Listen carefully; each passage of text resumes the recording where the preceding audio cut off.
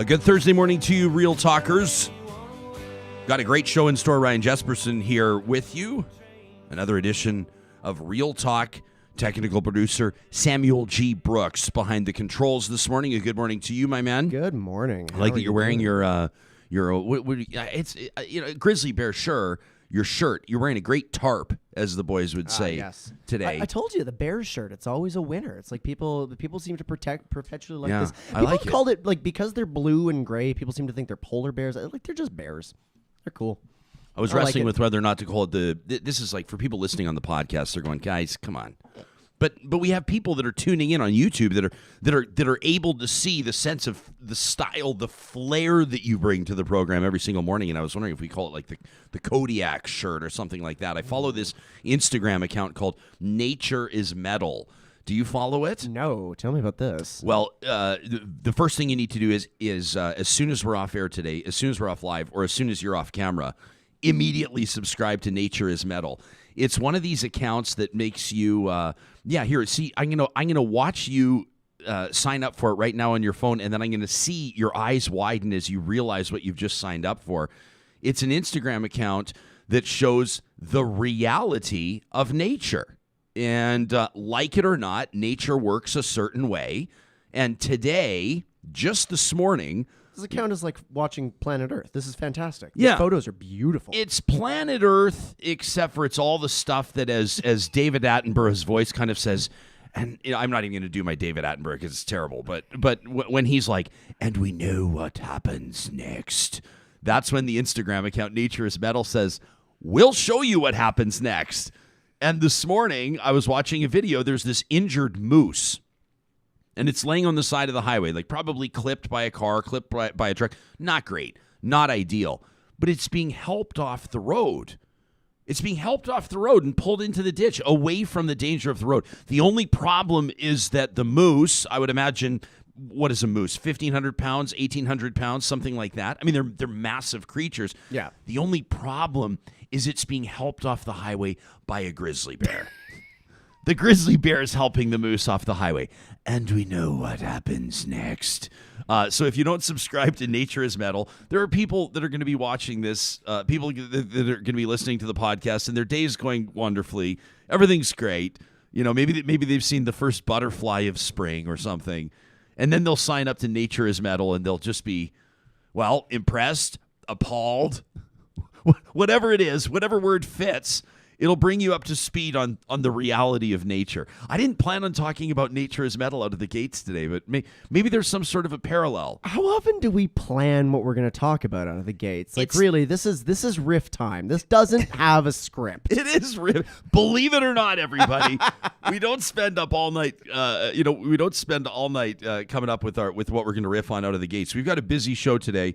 We've got an exciting day today. As a matter of fact, it's going to be a very busy day today at 1 o'clock Mountain Time, 3 o'clock Eastern today. You'll be able to, by way of our YouTube account, and we hope that you subscribe, Real Talk Ryan Jesperson, by way of our YouTube account today, you'll be able to watch live the University of Alberta Faculty of Graduate Studies, the 3MT competition. This is the 3-minute thesis competition. I'm so excited, so proud to be hosting it today. And we're proud to be carrying it. So they'll have it on their website, uab.ca/3mt, or you can watch it live on our YouTube. And then tomorrow at 9 a.m. Mountain, 11 Eastern, live on our Real Talk Roundtable, we're going to feature the winners. So first place, first runner-up, and people's choice of the 3MT competition. So we're going to learn what these U of A graduate researchers are working on and whose projects were kind of elevated above the others based on the 3-minute thesis competition, which is super cool. It's how people are taking high-level research and communicating it to us plebs in 3 minutes or less. I don't think some people appreciate how hard good academic or like scientific communication is actually to do. Like, I know a lot of academics that are terrible communicators, and I know a lot of communicators that are completely lost in academics, and seaming those two worlds together is very hard, especially in this compressed 3-minute timeline. So I'm excited to tune into it. What do you think is more impressive? A scientific researcher that is able to take their brilliance and communicate it to everyday folks, or and everyday person that's able to talk their way through so much in a way or fashion that convinces other people that they actually know what they're talking about, when in reality they don't. What's more impressive to you? I mean, the actual scientist is always more impressive to me than the bullshitter. If that's where you're going with this. This is the question, Well, Sam. but here's the thing. You've just sowed some seeds here, and I say this only as a precaution to the people watching 3 Minute Thesis today. It's also April 1st, and now Jespo has just put on the table the whole idea of people giving nonsense as a thesis. Yeah, that would actually be an amazing... They're like, and now with a late entry to the 3MT contest, we have... we should, I've always wrestled with the whole April 1st thing, because having worked in news and political commentary and these types of things for quite some time, the idea was that you would never trick your viewers. Like, you would never use a newscast for an April Fool's gag, because it kind of violates a certain trust, right? Then people go all of a sudden, well, if you're clowning around on April Fool's Day, then it sort of desecrates the news a little bit. But I've also always felt mixed feelings about whether or not you should mention it. You know what I'm saying? Because right now what we're doing here right now, like maybe somebody, their housemate, their roommate, their spouse, their partner, their parent, their child is working on something, and it needs to fly under the radar. Yeah, I get that. And then we're kind of like reminding people that it's April. Should we just say this? That we have nothing. Jeez, Sam. I don't know what you're talking about. Sam, we keep have going. to take this seriously. Okay, fine. See, the people on the podcast won't be able to see this, but Sam has me flipped upside down right now. You have me turned all the way upside down on the broadcast. But aside from this tomfoolery and horseplay, shenanigans, if you will, so many good words that we don't use enough in the English language. We're not going to totally get into it. As far as, although you have this look on your face, it's making me. The only thing is, we're talking about serious business today, so you can't. You got to get out. You got to pick your spots. You got to get your yayas out. Yeah. You got to get your yayas out. In a few minutes, we're going to be talking to Brad West. Brad will be making his debut on Real Talk. He's the executive director of Glengarry Child Care. Brad reached out to us yesterday. We've had him scheduled here for a while because. Yesterday, the end of March 31st, was the end of the $25 a day daycare for a lot of families in the province of Alberta. And so Brad had reached out and said, I think we should talk about this. He reaches out yesterday and says, I know everything's going haywire right now with the curriculum story. He goes, so if you need to bump me, that's fine. I can. We go, no way. I said, not a chance. April 1st, this is a big day, a day of big significance for parents that have been working for, advocating for, hoping for affordable childcare. We're going to talk about that. I have to say as well, you may have seen my tweet yesterday where I showed you a screen capture of my email inbox, just about 20 minutes worth. And it continued all through the day. We were averaging an email from a concerned citizen. For the most part, we were CC'd on emails to the government, to the premier, the education minister, to MLAs, to opposition MLAs, opposition critics, opposition leader Rachel Notley. We were tagged on those messages about the curriculum and the proposed curriculum changes. I'm talking hundreds. I mean, you saw yesterday on my tweet, it was like 11:19, 11:22, 11:26, and it just kept going all day. I had to apologize for some of the people that we were working with and coordinating interviews with, because I'm going, did you email me? I was, you use the toolbar at the top, and I was just searching people's names to see, is there an email in there from somebody? I don't know. So we're doing our best to read as many as we can. It's unbelievable. I don't know if we heard from more parents or teachers. That's a great, or a lot of teachers that are parents. Yeah, or, yes, yeah. But I mean, it's just like, I remember reading them. It's just like another parent, another teacher who is a parent. It's like, it is there is widespread outrage about this. Yeah, outrage is a good word. And so now we sort of go, well, what does this mean? Because the premier yesterday spoke to reporters. I saw about 2 minutes of it before I turned it off, because it's just, it's an exercise in gaslighting is what it is. You're watching one human attempt to gaslight 4.5 million people all at once. Premier Jason Kenney kind of looks into the camera yesterday, and if I can paraphrase, he's like, You know, we've had many glowing reports from many people about our excellent curriculum review, wide consultation with many different people. Indigenous groups, he says, are endorsing it. Meantime, Audrey Poitras, President, Metis Nation of Alberta, is like, hell no. She's going to be joining us in about an hour and 20 minutes. He's claiming he's got teachers praising it. Not the 1,000 or so that have emailed us, Premier. Parents love it. Parents are thanking us for keeping our election promise. Like, who does this guy think he's fooling? Nobody is the answer. So we got a ton of your emails. We got this one from Katie, who wrote to her MLA out of Calgary, Richard Gottfried, yesterday, wrote to the education minister, the premier, said, I write to you today as a completely flabbergasted parent, another word that doesn't get used enough, of 3 young boys, all of whom have just begun their formal education. The curriculum draft released this week is a complete and total embarrassment. It is so unabashedly, ideologically contrived, completely developmentally inappropriate. You know, this came to be expected when the curriculum advisory panel was first announced, somehow neglected to include any teachers, women, Indigenous Canadians, members of the LGBTQ2S+ community. So while I was prepared for a reflection of the ideology of this government, predominantly white and Christian, what has been released is so much worse than what I could have imagined. She goes on. I mean, Katie writes, a full page here. She says, we know who suffers the most from this scenario. Decimating public education exasperates inequality because families of lower socioeconomic status, new Canadians, children with disabilities, families who cannot afford to sacrifice careers to stay home, right? They'll bear the brunt of this, she says, but they won't experience it alone. All Albertans suffer when public education is chopped up and sold for parts. She says, it's obvious what story you're trying to sell, Premier, and I am here to tell you that we, the people of Alberta, the people you serve, aren't buying it. Katie says, for the first time in my life this year, I have donated to the NDP. And like so many others, I will continue to do so, not because I align with that party's platform, but because they are our best shot of getting rid of you, Premier.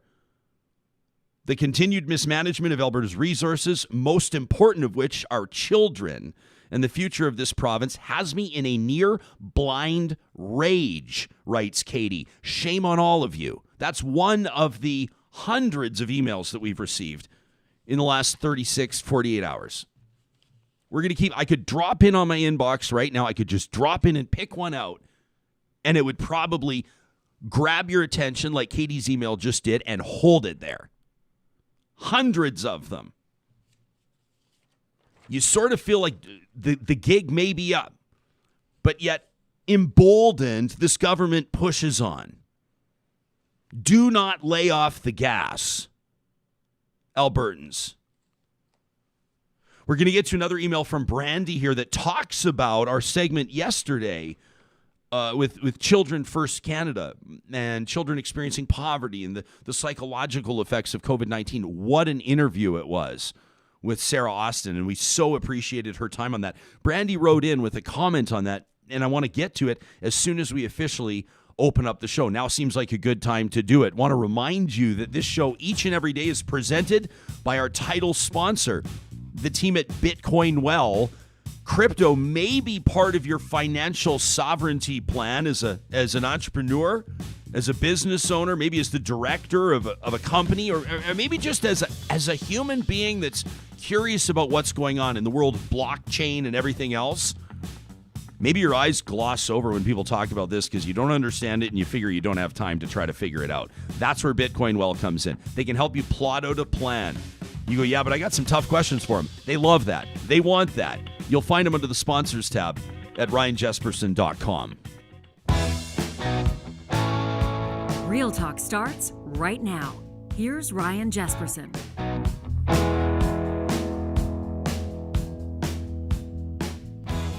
Crazy Fast Eddie on the live chat says, while everybody's distracted by the Premier gaslighting on curriculum, workers who get hurt through no fault of their own, employers don't have to retain their positions or rehire them as of today.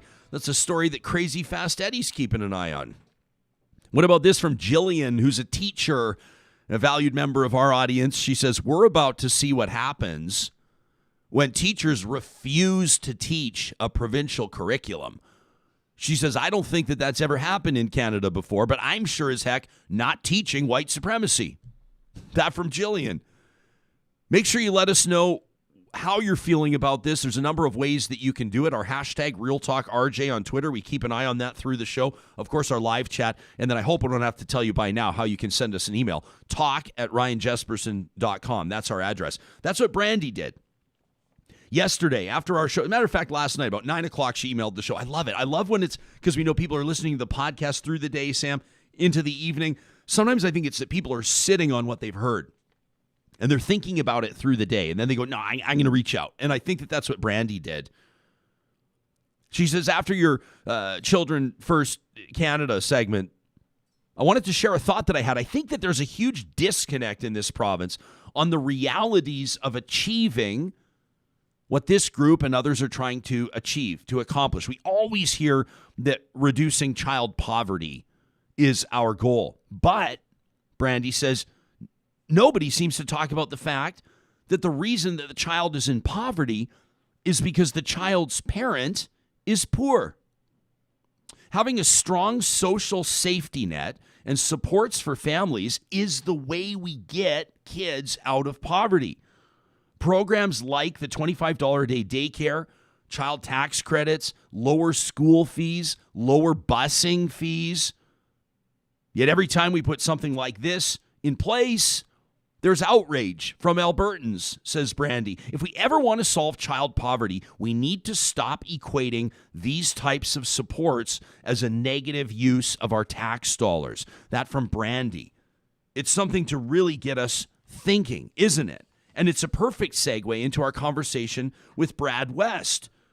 Brad's worked in early learning and child care for more than 35 years in Saskatchewan, Alberta. He's currently the executive director of the Glengarry Child Care Society. Brad, welcome to Real Talk, and thanks for making time for us this morning. Thank you. Thank you for having me. Brad, unfortunately, April 1st is a day that you've had circled, and I know a lot of parents, and I'm assuming that parents that you work with, you've had this circled on your calendar for quite some time. Absolutely. So yesterday marks the end of the $25 a day program. So as of today, over 7,500 children, their parents are paying double or more of what they were last month in childcare fees. So what does that mean, like with regards to actually the bottom line, Brad? What are their expenditures going to look like? How much does it differ? Under the $25 a day program, they were paying about $550 a month per space. Now they're paying in excess of $1,000 per child per month. Okay, so for a parent with two kids, their childcare bill just went up by about $1,000. Just went up by a pretty decent sized mortgage payment every month. Yep. How many parents of the families? I would understand and expect that there will be some privacy issues here and things like that. But big picture, what can you tell us about the families that you work with and how directly this will impact them? How many people are affected? I have at Glengarry, we have 76 children, about 55, 60 families. And we've had a number of them that have either had to leave because they can no longer afford childcare, or the parent, typically the mother, has left her job to stay home with the kids because they cannot afford childcare. So they're either leaving. This forced them into making a decision to either leave work or cut back their hours to reduce their childcare fees to make it work, because they are paying more than a mortgage payment. You're right. How long has this been on your radar, and how have you been managing this with parents? How have you been communicating? I would imagine this has been a tumultuous time for you and your staff as well. Yeah, we've known about this since the UCP took over and Minister Rebecca Schultz came into power. When she first came into leadership of the Children's Services Ministry, she immediately voiced her dislike for the $25 a day program. One of her most outrageous comments was I have young children, I access licensed childcare, and nobody helps me pay for my fees. That's ludicrous. I don't know how much a minister makes, but I can guarantee you it's more than what the average family makes. She said that to you, or she said that on the record? She said that publicly. Oh, that flew under my radar. That's a heck of a thing to say. How would you characterize your relationship with the minister, the ministry, the government? Is this something that you've been advocating?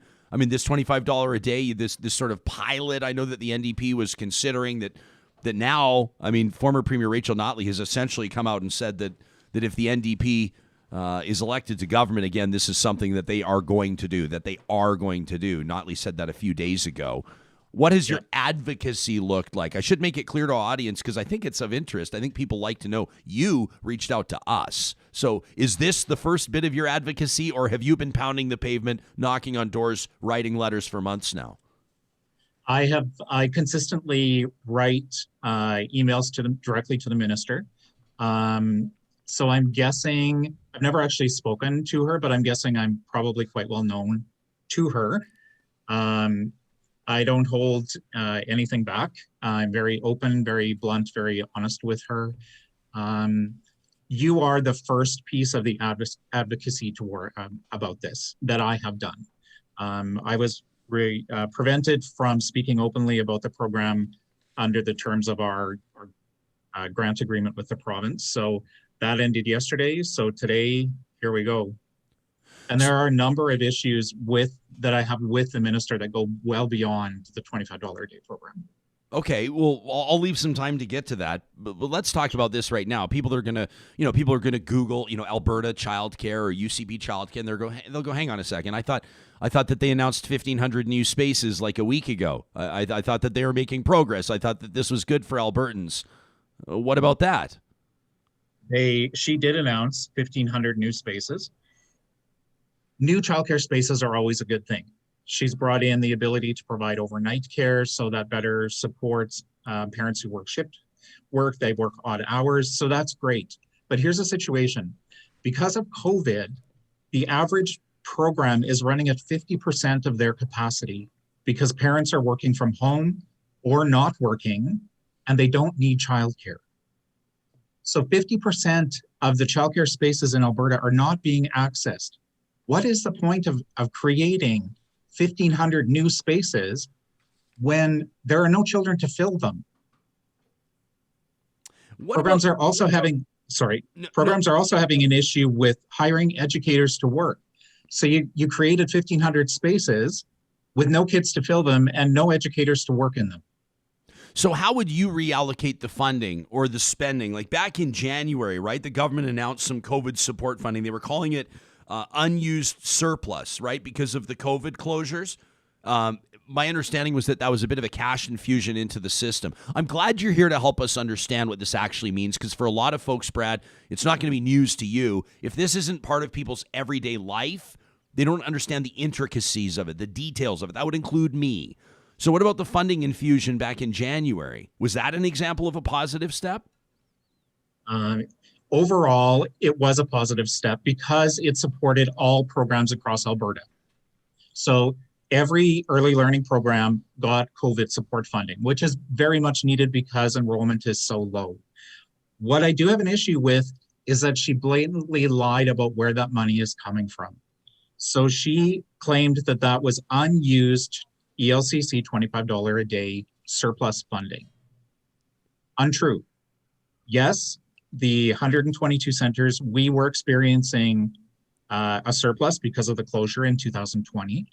We were blocked from any fourth quarter spending. So from January to the end of March, we were not permitted to spend any of our grant funding except to subsidize parent fees and the increase to staff wages. So any of our events that we had planned, any of our enhancements, we were prevented from doing that. So absolutely blocked. So what has this meant for you? I mean, like, first of all, operating childcare through COVID-19. I mean, I guess I could ask you how you've managed that, and you would probably be able to talk for about 45 minutes. I would imagine it's been a huge challenge. I don't want to assume. Has it been a huge challenge for you and your staff? It has been, in the beginning, it was a big challenge. So we were only actually closed for 1 week before we were reopened for essential workers. So we've been reopened and dealing with this since March 24th of 2020. So how early learning sorry. Go ahead, Brad. You go ahead. Early learning programs across the province have done an outstanding job of managing COVID within their centers, of keeping COVID out. The number of cases in childcare centers is very low. Educators are stepping up to do extra cleaning. We are providing safe and healthy environments for parents, children, and educators. And every program across Alberta needs to be congratulated for that. So today, how are you feeling about this? I mean, are you optimistic that something can be worked out? Do you feel like you've been punched in the gut? I mean, what are parents telling you today? What's the reality as you come into work this morning? Our parents have been prepared. I've been preparing our parents for a year that this is coming, preparing them that this is what their fees are going to be going to, working through part-time care, doing what we can to continue to support them. We had to say goodbye yesterday to a few families who are not coming back because the funding is ending. So it was a sad day yesterday because there's no other reason that those families left other than they can't afford care anymore. So, Brad, what would you say to the people that will hear this podcast or they'll be watching this show and they'll say, it's not up to me to pay for somebody else's kids? I mean, I see these comments all the time. They're going to say, my wife stayed home or I stayed home or he, whatever. We made it work, right? We didn't ask for handouts. We didn't ask for the public to pay for our child care. We made it work. What do you say to these people? I completely understand that. My wife and I made the decision for her to stay at home. So my children were not in licensed childcare. But not every family has that ability. Not every family can function on one income. It's not a handout. The plan was not to hand select 7,500 kids to benefit from this program. The NDP's intention was to expand it to every childcare program across the province so that every family was receiving affordable care. Affordable care allows families to work. It allows women to go back into the workforce. It improves the economy, everything. And it's just been a complete slap in the face. Brad, I know that there's been some indication that at least 13 of the 100 programs that were part of this $25 a day program have been granted an extra year of transitional funding to maintain their fees at $25 a day. At least 13 out of the 100 programs. My understanding of this is that there was also no application process, and it sounds to me like you're not one of the 13. Is that accurate? That's exactly right. We were not one of the 13. And actually, from what I understand, and this is just information that I've gathered, is that the 13 centers didn't even know that it was a possibility until they were contacted and said, you're receiving an extra year of funding. So it was not public. There was no knowledge that it was happening ahead of time. This plays right into the lack of honesty, the lack of transparency from the minister and the Ministry of Children's Services. They just received a phone call that said, you get an extra year of funding because you meet the criteria of our risk assessment, which was you have a high level of subsidized families, and the impact of losing the $25 a day funding would have a significant impact on your families and your educators.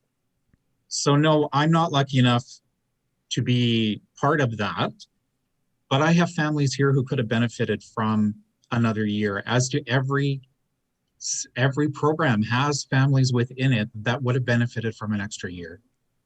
Brad, you've been in childcare. You've been working in childcare, coming up on 40 years, 37 years, you were telling me off air. How would you assess the current state of childcare? I mean, you've worked in Saskatchewan and Alberta, so I guess I can say Western Canada or on the prairies, or at least based on what you're noticing, it's becoming more and more a part of public conversation. Like even in talking to people about post-pandemic recovery, or the impact of COVID on working women or on families, or how there's a disproportionate effect, a gender bias almost in how the effect of this pandemic is impacting what economists say is going to happen over the next while. And a lot of experts are saying that a big part of COVID response needs to be childcare for that exact reason. How would you assess the current state of childcare, having worked in the field for 3.5 decades? The early learning sector is suffering so much damage and has been since Minister Schultz took the reins. She consistently stands up and says how much she supports early learning and care programs, how much she supports families, but her actions do the exact opposite. She's cut funding in early 2020, right before the pandemic. She cut the Child Care Accreditation Program, which recognized quality. It recognized programs for working in countless hours to provide a higher level of care to families. She cut it because she didn't feel it was working. That seems to be that's her thing. If a program is not working that she didn't develop, let's not change it to make it work. Let's just get rid of it. She's damaged. She is causing so much damage to the sector that with another 2 years of her leadership, I can't even imagine. I don't know that we'll ever be able to recover from what she's doing. So you're doing this interview today.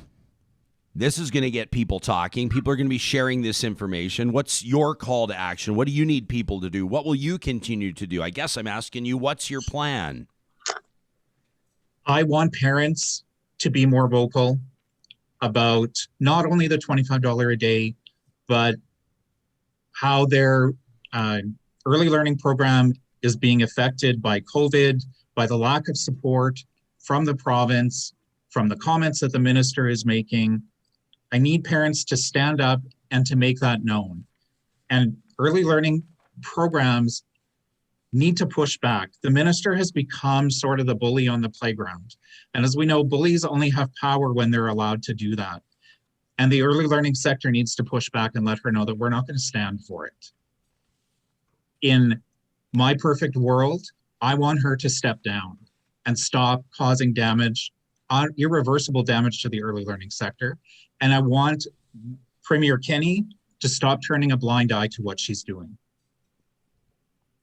Brad West, Executive Director of Glengarry Child Care. Thanks for your time today. Thanks for your candor. We appreciate it. Great. Thanks. It's been a pleasure. Fatima's watching, says, don't forget cuts to PUF, that's program unit funding. FSCD says that also forced moms to stay home, reduce hours due to lack of supports for disabled children, lack of pre-kindergarten programs, respite, etc. I mean, parents, we want to hear from you. Jason says, here's an argument that might resonate. My business thrives when the moms I have that work for me have affordable childcare. Karen says this may lead to parents being forced to take their kids to unregulated, unlicensed places.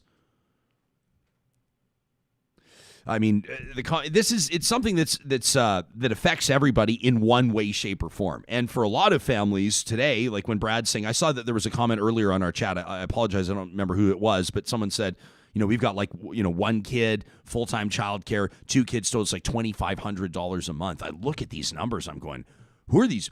What jobs, Sam, do these people have? I mean, it's almost like you're working full-time just to pay the childcare. This is not a judgment. This is just me saying I marvel at how people are able to do it. Oh, yeah, I totally agree. Because the thing is, I mean, it's hard for me to talk about childcare because I don't have children, so I don't have any lived experience with this, but I have friends that have children. I have friends that are kind of going that. And when I think about my economic situation, where I am right now, what I make, what my partner makes, if we absolutely could not put a child into childcare right now. Like, that would just be a non-starter for us. Maybe what we'll do is we'll do like the Real Talk childcare. We could have when I worked at the Calgary Herald, they had actually childcare in the building. They had it at the Journal as well. It was super cool. It was actually super cool for parents. They'd drop down, have lunch with their kids outside on the patio. It was actually really neat. The kids in the Journal building would always go for walks right outside my office window. Yeah. It was great. Oh, I love that stuff. Chad wonders on our chat, why can't people see the connection between the need for affordable childcare and getting women back to work? I mean, the truth is that so many of us, Mark says we worked opposite schedules for years because we couldn't afford childcare. It's not an ideal situation, nor is that an option for many people, which is also true. So many people can't see the value in investing in a childcare program. They can see the value in investing in, for example, corporate tax cuts to keep businesses here or to draw businesses here, even if that doesn't ever actually work. Even if we hand out corporate tax cuts and businesses still lay people off and pay out big dividends and senior executives walk away with 8 or 9 figure, maybe not 9, 8-figure bonuses. But we don't see the value in $25 a day childcare. I appreciate Brad West making the time to talk to us. We're going to hard pivot and talk about vaccines. We're going to talk about variants. We're going to talk about COVID infection rates in just a second. I want to remind you that right now the doors are wide open at Friesen Brothers' 15th Alberta location in South Edmonton, just off the Anthony Henday. For more than 60 years, Friesen Brothers has been proud to showcase the amazing products that are put out there by Alberta producers. So whether it's beef, pork, turkey, chicken, legumes, veg, cheese, the fresh milled flour in the famous Friesen Brothers sourdough is Alberta flour. I mean, they're big on supporting and buying local. I encourage you to check them out in 15 different Alberta communities. Friesen Brothers is Alberta grown and Alberta owned. The team at Local Waste loves to talk trash, and they're going to love trash talk on tomorrow's show. Let me tell you. You don't say. I don't even know. Are people angry about something? How are we gonna like trash talk tomorrow? It's gonna be 3 hours long. I can't do that. The team at Local Waste via localwaste.ca wants to work with you and find a solution to your waste management debacle. You know, you've been dealing with some big multinational faceless corporation. You're not happy with the service. You called some 1-800 number and they still haven't got back to you. That's not how Local Waste operates. They want to compete for your business. Give Mikkel and Chris, Lauren a call today. Check out all their information on their website. Proud partners of Real Talk from inception. So is the team at Clean Air Club at cleanairclub.ca. We've been telling you how you can save money and breathe easy the whole time. They do it by encouraging you to change your furnace filters on a schedule. If you check out cleanairclub.ca, you'll be able to sign up. You'll see they deliver the furnace filters right to your door. They keep you with friendly reminders on schedule, so you know it's not like all of a sudden 9 months and you pull out that filter and you go, oh, wow, all the air in our vents has been blowing through this for 6 months. And then you feel that feeling in the, you know what it is? Like, I don't want to say puke in your mouth, but when you're about to puke in your mouth, don't puke in your mouth. This is their next corporate statement. Don't puke in your mouth. Visit cleanairclub.ca. I encourage you to check it out. All right. This is serious business. We're going to be taking a look at some of the numbers. The province of Alberta, the nation, I mean, Canada right now is experiencing some pretty serious numbers on the COVID front, and many people are talking about a third wave. And so we wanted to bring in some experts here to help us sort out the truth, to ensure that we're talking in a fact-based manner. Sam, why don't we set the scene? If you don't mind taking my screen here, we'll take a look. These are the current COVID numbers in Alberta. You can check them out yourselves at home, friends. If you're listening later on the podcast, we're looking at COVID-19 data.alberta.ca. This accurate up to end of day, March 30th. Okay, so today we'll get March 31st numbers, and we're always going to be a day behind.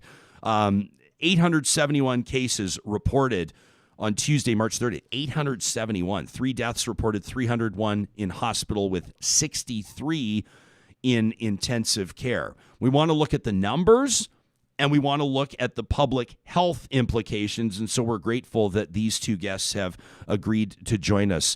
Dr. Gosia Gasperowicz is a developmental biologist and a researcher out of the University of Calgary. She's co-founder of the Zero COVID Canada group, and she's a member of endcoronavirus.org.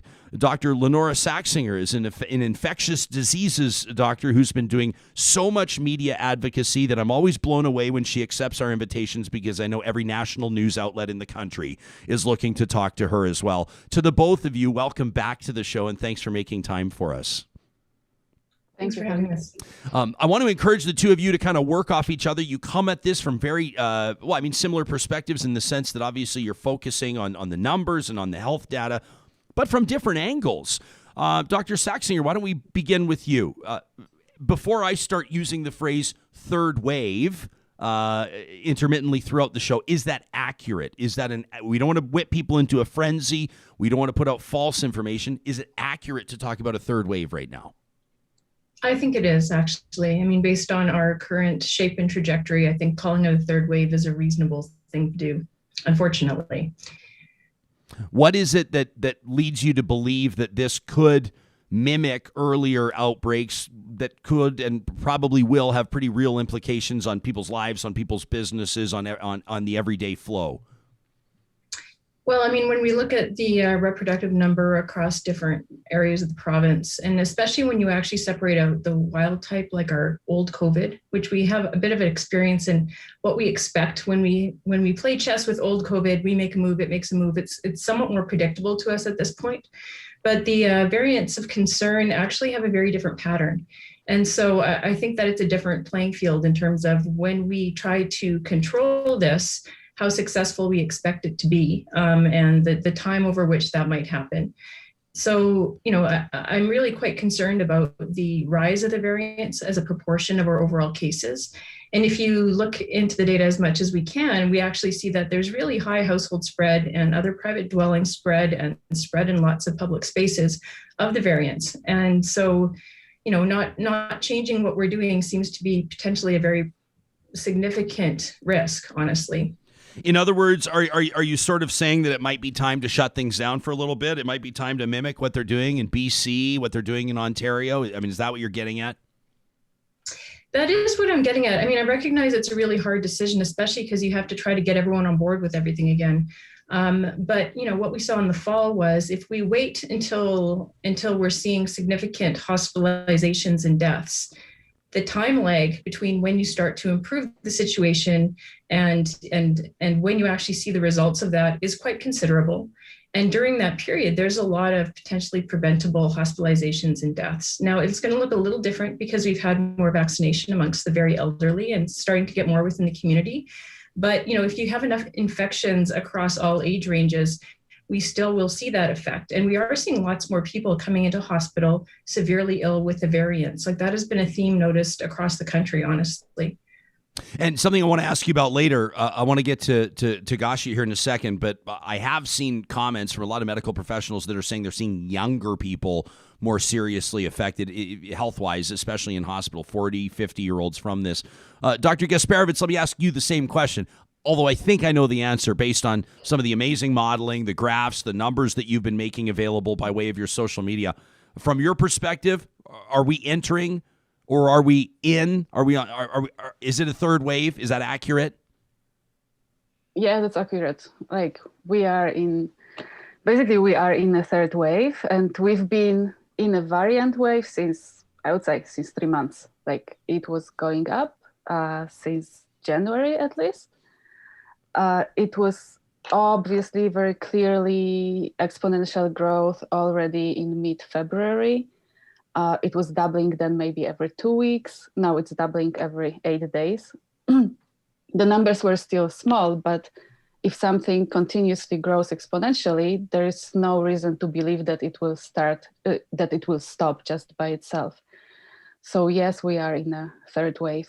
And now we can see it more clearly because this underwave of the variant is resurfacing from under the old variant or wild type strain. And I would like to add on one thing about having more young people now in the hospitals. So one thing, it's of course like elderly people are vaccinated, so there is this proportion shift. But the other thing is that by itself, this new variant is shown to be to have bigger risk for hospitalization, for death, and for being admitted to ICU. So basically everybody now infected, somebody who is infected with new variant versus with old variant has like twice higher chances to get into the ICU than he or she had with the old variant, and 60% more chance to get to the hospital, and 60% or 56% more chance to die. And it's across all the ages. Dr. Saxinger, that lines up with your experience and what you're seeing as well? It does. I mean, it really is a different it's a more aggressive spreader, and it actually does cause more severe disease. Initially, there were some questions about that, but more and more analyses from places who've had these waves confirm that the risk is higher. And so it's as a last kind of battle attack from the virus, it's actually a pretty aggressive one. Hopefully the last. This is a really, it's an interesting and a bit of a disconcerting time. Gosia, I'll ask you about this first, because we're seeing the rise of this variant and the trends and the numbers. And here we have two medical professionals. We have two doctors on the show that are spelling this out, laying it out for us. And then much of what I'm hearing from everyday folks is that I'm sick of this. I'm tired of it, right? I lost my first, I lost one birthday party. I'm not going to lose two. Or we lost that summer vacation. We're not losing this one. Or I can't wait to get back to normal, or I am getting back to normal. People are starting to post photos that are showing that they're easing back into normal. And Gosia, I think your eyes are kind of, for people that are watching on YouTube, your eyes kind of just said it all. Your eyes widened like mine do a little bit when we go, okay, but hang on a second. Pump the brakes. I think people are seeing, our parents got vaccinated or our grandparents got vaccinated. We're on our way out of this. But the numbers kind of indicate that maybe we're not. Well, we are not. Sorry. It's like, I don't know. I've sent you the prediction in the email. I don't know if you have this. Yeah, graph. well, we've got a number of graphs. Let's put one up right now, Sam, that goes back I think it goes back a number of months. Yeah, it goes back to November. Doctor, do you want to kind of take us through this and explain it for people that'll be just listening to the audio? Oh, this is the old one. So we are in worse. Okay, okay, that's not good, is it? Let's get to the fresher. Yeah, we'll get no, that's fine. Let's get to more current. I just thought that one was neat because it mapped out so it basically. Just shows how sometimes they are inaccurate in different directions. So this one I made a week ago based on data up to March 19th. And I did these projections, like how fast the variant spreads, the red line, and how fast the overall cases spread, like the blue line.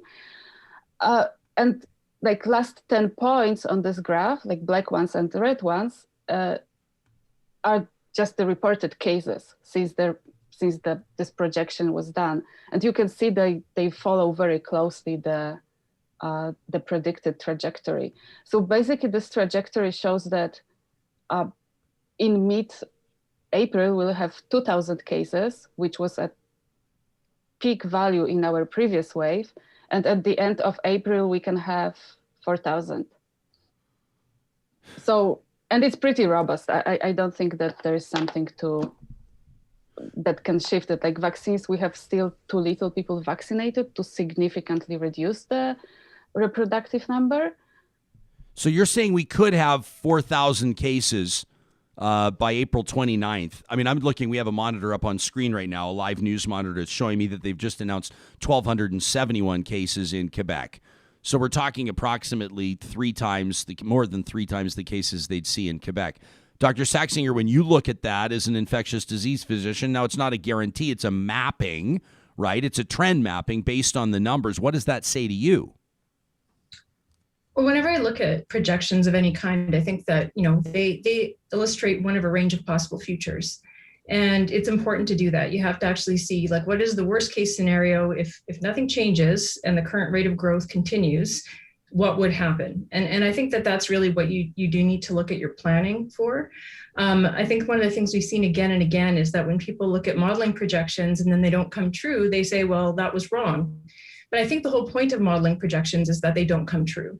And so even if we don't see, widespread mitigation measures put in place by the government, increased public awareness of the issues that we're facing, and actually, people seeing friends, family, loved ones getting sick actually can modify behavior. And so I never think that the worst case scenario is ever set in stone. It's likely to be modified somewhat by messaging along the way. The biggest modifications to all of those slopes, though, is when we actually take a concerted, rules-based effort and decide what's okay and what's not okay during this period of risk. And so, that's why we see this very mixed bag of measures in place across the country, across countries in general. And then we also see quite a mix of what individuals choose to do within those restrictions as well. So it is a very complex situation, but illustrating what could happen really tells us kind of how seriously we need to take the current numbers, essentially. It's remarkable to me. It's not lost on me the role that social media has been playing through this pandemic and keeping people educated. And both of your accounts, doctors, have been remarkable sources for information for me, and I know for a lot of people.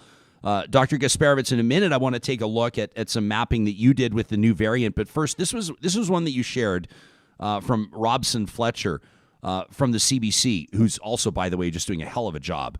And Gosia, maybe you can take us through this, because it does show what Dr. Saxinger was just talking about, doesn't it? Where, for example, November 24th, we see infections really rising, like really surging. December 8th, the lockdown style restrictions come to Alberta, and then we see it drop, right? This is in a way, it should be seen as somewhat of an encouraging graph in the sense that it demonstrates that these measures can work, yeah? Yeah, everywhere in the world, lockdown style restrictions, both during first wave and second wave, they work like magic. They work better than vaccinations could work, because vaccines cannot bend the curve that fast. And lockdown-like restriction, they bend the curve fast, and if they are strong, then they reduce cases very quickly. Like New Zealand was halving every 4 days. We've been in the first wave halving our cases every 8 days. Unfortunately, like during the second wave, our halving time was 2 or 3 weeks, something like that. But what was interesting during the second wave, and I could see it also in Czech Republic, that there were this limited, like mockdowns, like slow restrictions added. And then once the lockdown-like restriction was put, almost instantaneously, without any lag, we could see the drop. So this is actually encouraging. That's something strong messaging that, okay, we are in really bad situation, everybody has to do everything one can, actually works. It's a hard sell, though, isn't it, Lynora? It's a hard sell for a lot of people that, quite frankly, are just sick and tired, and maybe they don't think they're going to get. I'm not even hypothetic. This is what people tell us. This is what people say. You know, I had a friend that got it. It wasn't that bad. I had a friend that got it, didn't even know about it. Mild headache. Not worried about it. Not going to lose the summer, right? Like, what does the messaging need to be? You know, I think that there's been a really strong cohort of people who have been doing either, you know, the level of restrictions requested or more since the very beginning. Mm-hmm. And they're probably feeling both underappreciated and angry right now. And I have great sympathy for that, because I actually have sort of just been like in my basement here or at the hospital for the last year and a bit. And I think that that group has really actually done a lot of heavy lifting and really affected how things have gone, because it could be so much better, even just looking, you know, 5 hours south of us, or more, I guess, to the US. They had tenfold our most aggressive infection rates easily. And it was horrible. So that work actually has done a lot of good things, and those people are tired. Then we have people who probably might not be paying as much attention, and if something's open, they'll go. And so if it's there, they'll go, and you know, it's kind of more of a light touch approach, I guess. And I think that group actually really is the group where if we have more formal restrictions in place, they'll go along with it. And their activities will shift enough that it can actually really change transmission. And then I think there is actually a group of people who just don't really buy any of it. And I don't think that, you know, they necessarily would be expected to be impacted by anything that wasn't really strongly supported with enforcement. And so to me, the group that's most important is that middle group and the first group. So the middle group, I think some structure and some clear expectations and some re-engagement and some re-messaging can make a really big difference. And I am so sympathetic to everyone being tired. And then for the first group, I think that a thank you and a pep talk might help too. But at the end of the day, it has to be clear. It has to be, you know, fairly simple. And, you know, putting things on individuals' judgment results in quite a range of activity. And if we have a range of activity that results in a fair number of people still contacting a fair number of people, we're actually just going to be in trouble, honestly. Dr. Gasperowicz, let's take a look at some of this mapping. You put this out just a short time ago, a couple of days ago. I think B117 grows extremely fast in Alberta, and you've shown us the numbers. And we talked to Dr. Michael Mann, a climate scientist, a while ago, and this might qualify as his hockey stick graph, the one that put him on the map about 20 years ago, talking about global warming. This is not where you want to see a graph trending.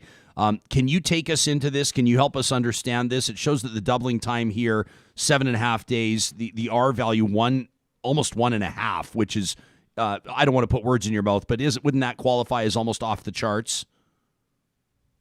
Yeah, it's extremely fast. So now it's like more like 8.5 days, which is like one more day to double the cases. That's not much better. Yeah, it's exponential growth. So it just goes super fast. So if you now have 200 cases in 8 days, you will have 400. In another 8 days, you will have 800, then 1,600. It just goes super fast.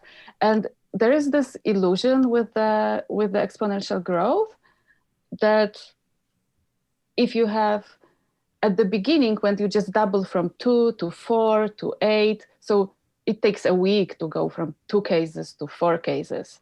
And 4 cases are still a little, and then 8, and then 16. So people don't notice that it's exponential there then.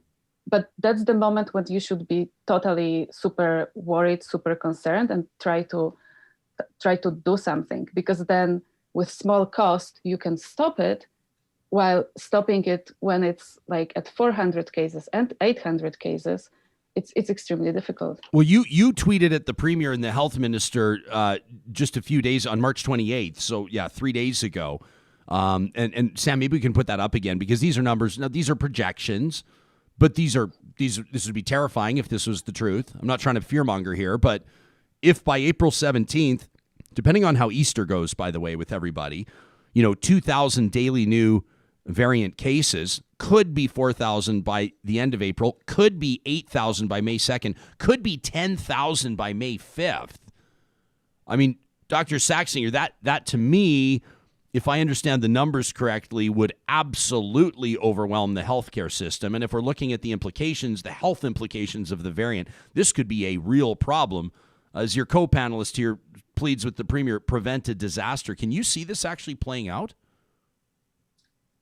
I would make the prediction that, along the road there, we would actually signal from the healthcare system that we were overwhelmed and that we probably would never reach that point. I guess it kind of comes down to a discussion of what's the trigger to reintroduce restrictions and the timing of that. I mean, back in the fall, there was, increasing concern really starting in October, and then, letters starting in November, and then a lockdown in December.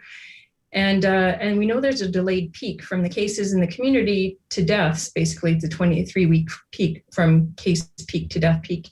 And along the way, you see a lot of hospitalizations and ICU use. So, if we continue to, officially toggle off hospitalization and death rates, I think that we would see some restrictions coming into place before that.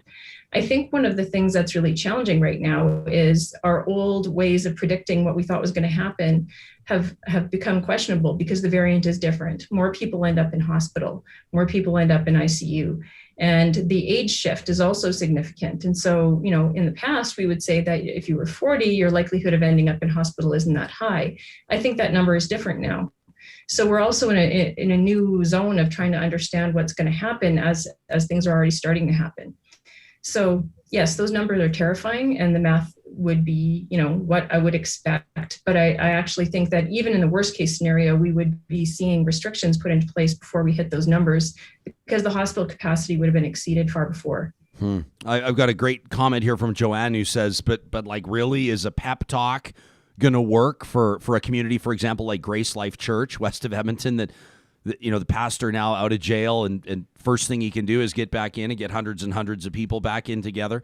I mean, it was reported yesterday. We saw that, journalists are doing an amazing job in this story, that there were cases of COVID-19 in that church congregation in the past year. Joanne says they flaunt what they're doing. They're way above the 15% capacity. Meantime, the government would shut down a restaurant in a heartbeat. And what she's saying is true. I mean, there's nothing incorrect or inaccurate about what Joanna's saying, right? Except I wasn't suggesting a pep talk for that group. I was suggesting a pep talk for the group that's been doing the good things all along, because they're awesome. As a matter of fact, I think you clearly stated that a pep talk would not work for a group like that. And I'm not, but I think Joanne's just saying like pep talks aren't going to resonate, like you said, with a lot of people. There really is an issue, I think, around people whose beliefs that they're immersed in, like the entire information environment they're in, is different than most of ours, I would have to say, to the point that they really strongly believe that this is all bunk. And therefore, that group, really, the only options come down to enforcement measures. And public health does have powers to do that when necessary. So, Dr. Gasperowicz, right now, you've actually been a pretty outspoken advocate for essentially a COVID zero campaign. Last time you were on the show, that's exactly what you were talking about. And you've taken some hits from people for it. I have to say that oftentimes, looking back, track records kind of speak for themselves. And a lot of the stuff that you said was going to happen last time you were on the show did happen. So you have that going for you. You got a lot of stuff going for you with regards to the numbers and the data. What's your message to people? It's not lost on us. We're heading into the Easter weekend. We're heading into spring. We're into spring. Weather's nicer. I mean, on the plus side, it means people can get outside and can recreate and gather in small groups and keep their distance. There are some pluses, but at the same time, we know it is going to mean that people are mixing and mingling closer. That's just a fact. That is going to happen. So what's your message to people this morning? So I would keep contacts outside my household to a minimum, basically to zero, just to not let this new variant to not to give it any opportunity to jump to another person or to me and then transfer it to another person, basically to give it no chance. So that's why if I'm meeting with someone who is outside of my household, I would do it outside with a mask on and with a distance. And in the perfect world, it would be just one person. But probably I won't do it. I won't even do that. And then thinking also about this first and second group of people that Dr. Saxinger talked about, I think that we left them alone in some way, because people, I know a lot of people who really sacrificed already. They live in sort of private lockdown for a year already. So they're doing a great job. And because what they are doing, our spread is not as fast as it could be. But then there's no end goal here. There's no planned end game. Something that could be finished already few times by now is still dragging on. And if we would, so it's sort of unfair to people who really do a lot to stop the chains of transmission, because they are stopping the chains of transmission. But whenever we are at like 300 cases, or in summer 220 cases, we reopen and again let the virus spread, which is totally not very smart, actually. And now with the third wave, so we will have it. With strong measures, we can bend the curve.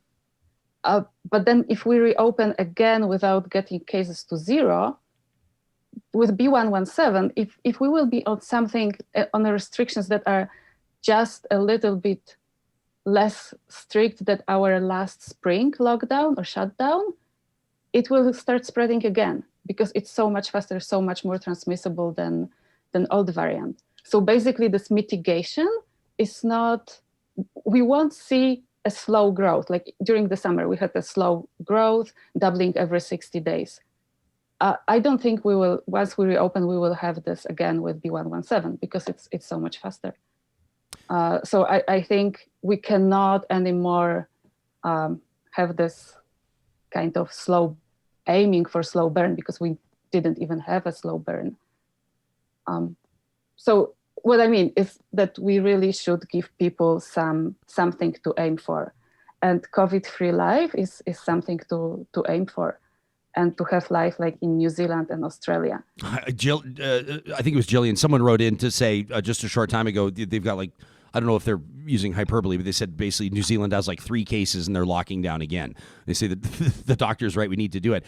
Meantime, Dr. Saxinger, I hear people saying, somewhat in exasperated fashion that, maybe this is just going to be kind of part of our reality for the next couple of years. Maybe there are going to be cases. Maybe it's just going to be hand sanitizer and masks. Maybe it's part of the reality. Do you concur with what Dr. Gasperowicz said? Or do you see it a little bit differently? Where are you at right now? What's your message to the audience? Well, I'm actually focusing on the short to medium term mostly right now, because I really think that we have to handle this next little period very carefully. And I think that kind of the real end game is really vaccines versus variants, and how much we manage to reduce the danger of the virus while we're rolling out vaccines is, I think, a really big first goal. Whether or not, a complete suppression strategy could really get rid of this virus in a situation that we have here, I think it's aspirational for a few reasons. There's a lot of cross-border traffic, and one of the things that you really need is to reduce reintroduction from other places that don't have the same policies. And so you'd have to have incredibly strict border controls that were enforced, and very strict quarantine for travelers. And that's what they're doing in New Zealand and Australia, really, but they don't have this long land border. That's a little more difficult. The 2 other things that worry me biologically are the possibility of prolonged shedding of infectious virus from people who are immunocompromised, who've been infected, and the fact that now the variants seem to have a broader number of animals that it can infect, and so there's a possibility of an animal reservoir.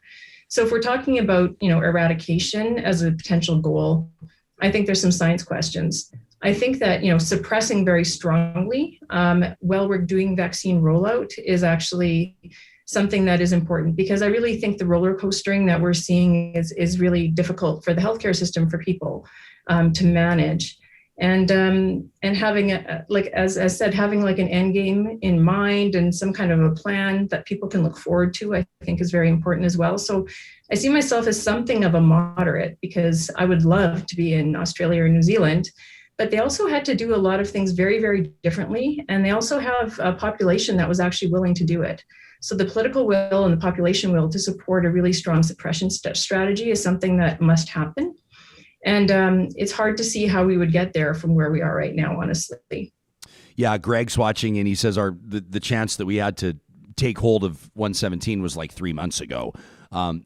It's like talking to somebody when they're 55 that's thinking about getting started on RRSPs, right? It's like, that was kind of more, do it, but it's kind of more when you were 25 was when you should have started. I don't want to say woulda, coulda, shoulda, but go ahead, Lynora. I know you want to say something.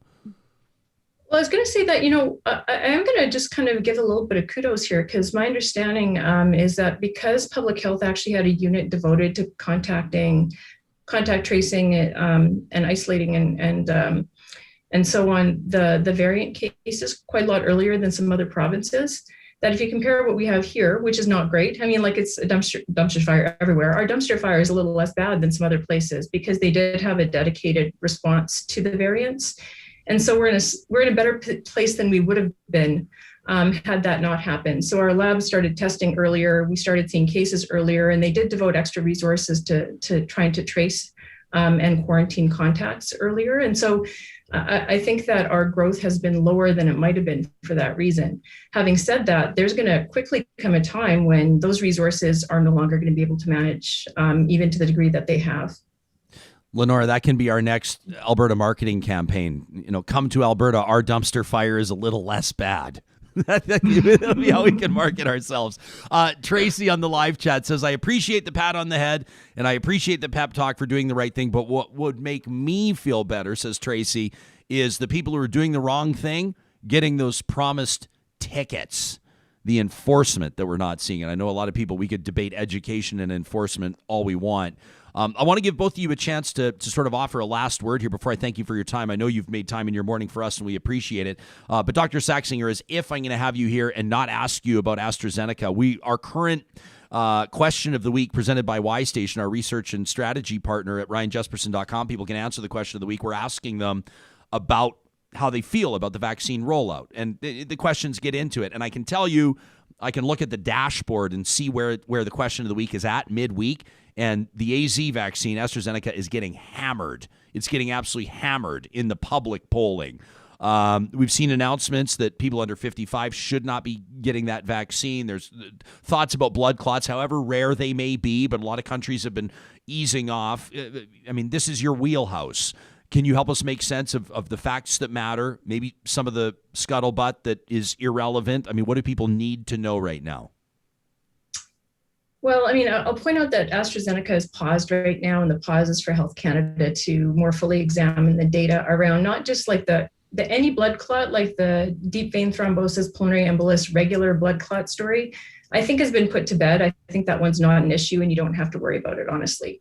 The bigger issue is this low platelets, weird blood clot scenario, the cerebral venous thrombosis category, which in total had something in the realm of 18 or 20 cases over about 11 million people in kind of clusters.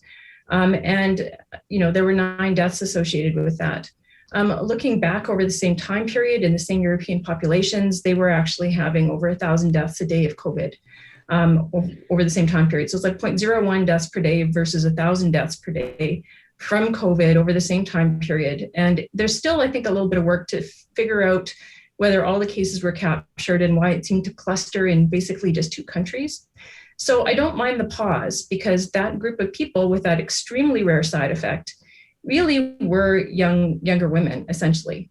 And so the vaccine has been shown to be safe and possibly even more effective in real world studies than the mRNA vaccines in older people. So at the moment, I think it's an excess of caution with a pause. I think it's a good vaccine with terrible PR. And I think that we really have problems communicating risk adequately. Risk communication is a real minefield, but I prescribe you an antibiotic that you've never had before, and for something that you need to have treated, and people take it. And the risk of a bad event from that vaccine, from the vaccine, is about the same as the risk of a bad event from that antibiotic. And no one thinks twice about it. So there is really a framing problem as well. And the risk of the disease is considerable. I appreciate both of your time so very much. Dr. Gasperowicz, but before we thank you for your time, is there anything that we didn't get to today that you wanted to make sure our audience knows about? Anything that's critical that they pay attention to? So basically, the most important thing is that good policies work. And if we want to end COVID, we need good policies, and we need to kind of make a push towards the people who make decisions to make good decisions, because some things are beyond what individual can do. Like, we cannot change climate change on just by one person action. The same is with COVID. We need good policies. And there are 2 good activist groups in Alberta and in Canada. In Canada, more, of course. One is Zero COVID Canada. The webpage is zerocovidcanada.org. And the other Alberta equity-focused group that also advocates for zero COVID, for elimination, and for being fair to people who take the brunt of this disease, is Go for Zero, goforzero.ca. And on April 10th, there will be international push for ending the pandemic. It's COVID Action Day. It's April 10th, so probably a lot of groups will try to gather and spread the information, how it can be done, how it can be tackled, how different things like land borders can be addressed, because a lot of people have solutions to this, like Canadian Shield Group in Canada, in Eastern Canada, has a solution to this. And of course, like awareness of long COVID, awareness of the animal reservoirs. The more COVID we have, the more chance of bigger animal reservoirs we can generate. That's why, because of risk of animal reservoirs, we should aim to end COVID as fast as possible to limit this risk. I'll tell you, every time I talk to either of you, let alone both of you, I always participate in the interview, and then I always go back and watch it again later. I feel like I learned something I learned multiple things every single time. I'm grateful for your perspectives, coming at this from different angles, but obviously endeavoring to achieve the same goal. Dr. Gosia Gasperowicz, Dr. Lynora Saxinger, thank you so much for your time. Thank you for the work that you're doing on behalf of Albertans, on behalf of Canadians. Thank you very much. You bet. Emma's watching. She says, I don't really understand the argument. It's too late now. You know, if you set out to lose 50 pounds last year and you didn't, would you write yourself forever at that point? We could start a COVID zero approach today. You could smoke your last cigarette today. As a matter of fact, the smoke that you just butted out, why don't you tell yourself that's the last one? You're watching right now. You actually just butted out your smoke and you got Real Talk playing in the house. You're like, Jesperson, why did you? Because you know you should. You know you should. Make that your last one. Don't make it a big thing. Just don't smoke. Just don't do it. Go for the first run today.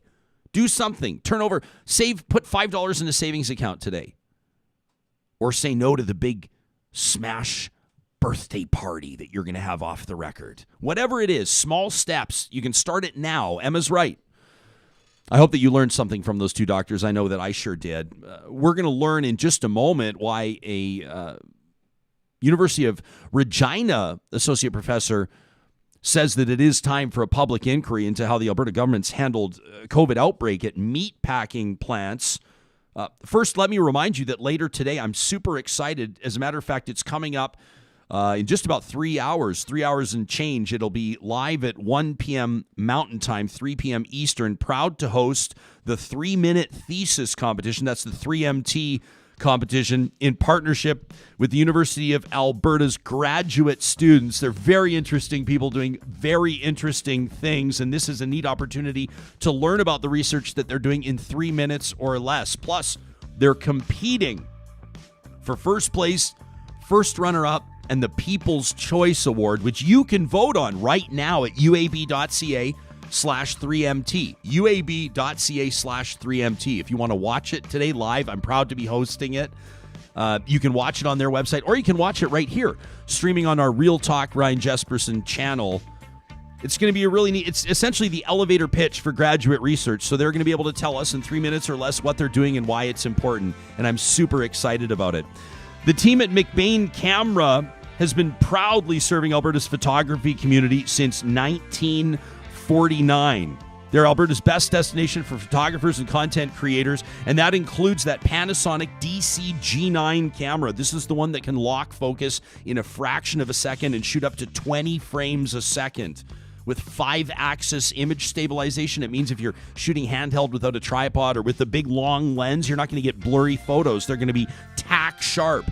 Plus, when you order a Panasonic G9 today at McBainCamera.com and use the promo code REALTALK, that's just one word, you'll receive a free spare battery with your order. And if you just need to see how Sam Brooks' eyes light up when you talk about spare batteries for photographers. This is Never have too many.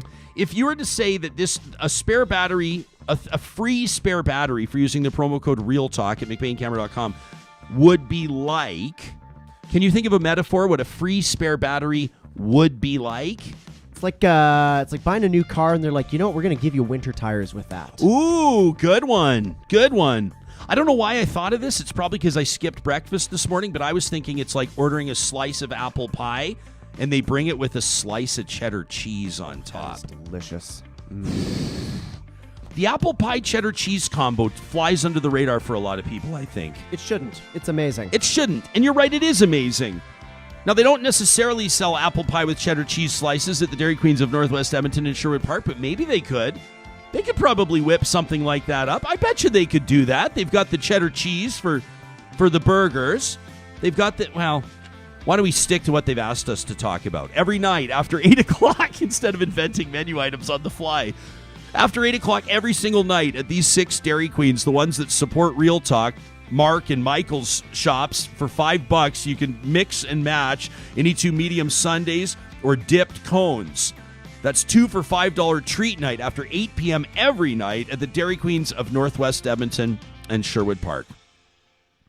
Internal documents, this reported by the CBC just a couple of days ago, some excellent reporting by their investigative duo of Jenny Russell and Charles Rusnell, show that the Alberta government and health officials prioritized keeping the Cargill meat packing plant open As a matter of fact, critics are saying that they kept or prioritized keeping the plant open over the workers' safety, even as infection rates skyrocketed.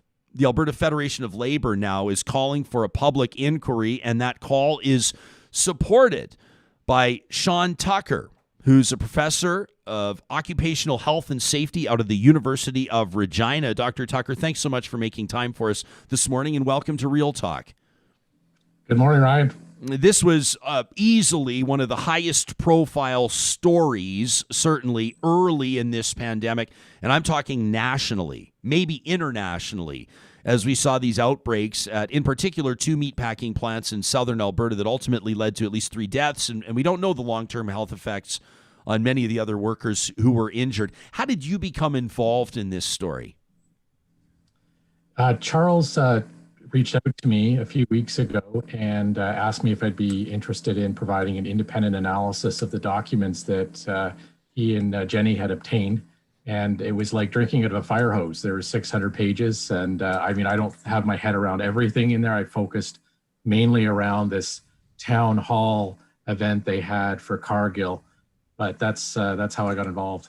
Now, can you tell us, generally speaking, you go through 600 pages, obviously you saw a lot. But what really jumped out at you in the context of your expertise in occupational health and safety? Yeah, so I'm really focused on, okay, what's the role of the regulators and Alberta Public Health Service in this incident? And also around words and actions. So I'm interested in, okay, what are people saying about the importance of safety? And they're saying all the right things. Safety is the number one priority. We're doing everything we can to protect workers. And then what are they saying kind of behind the scenes and doing behind the scenes? And you see a gap there. And I'll give you one example if I could.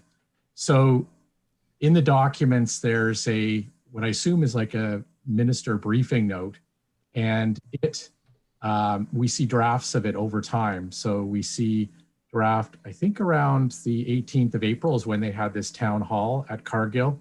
And then we see a final draft on April 21st. I don't know if the statements in the briefing note, which they call the narrative, were actually said on the public record, but this gives us some insight into what they're thinking about. And one of the statements that sort of drew in my attention was that the Cargill plant is completely safe from the perspective of Ministry of Labor, OH&S, and Alberta Health Services. And that statement appears in the final briefing document on April 21st. This is the day after Cargill has shut the plant down, after there's been a reported death of a Cargill worker and over 500 infections.